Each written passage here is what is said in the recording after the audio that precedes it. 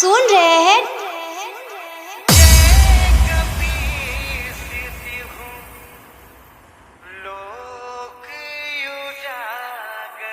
DJ Bittu remix.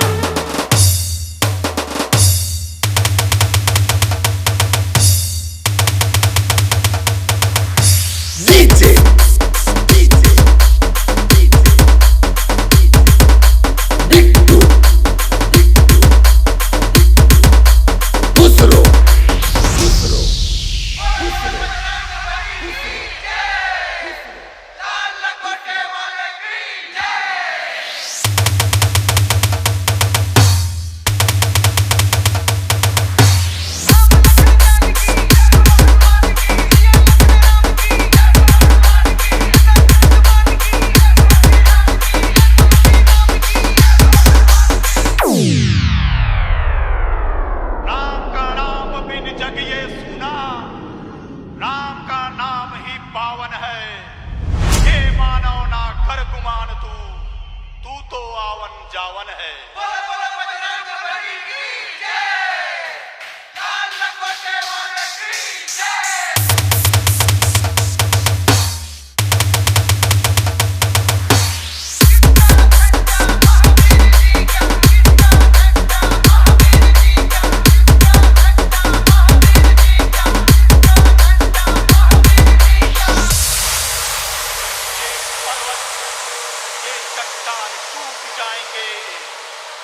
भक्तों की भक्ति के आगे भगवान झुक जाएंगे। कभी किसी संत ने दुनिया से यारो उनका आशीष हो तो तूफान रुक जाएंगे।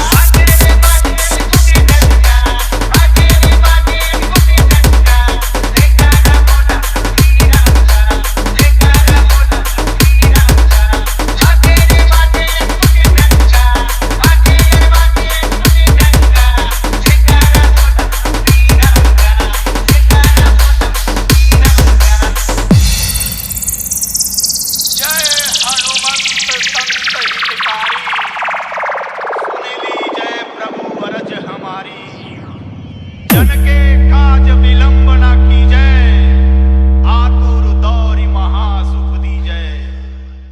ओम हनु हनु हनुमंत हठीले, ओम हनु हनु बैरही मारु वज्र की कीले। गदा वज्र ले बैरही मारो, महाराज प्रभु। DJ Bittu Remix.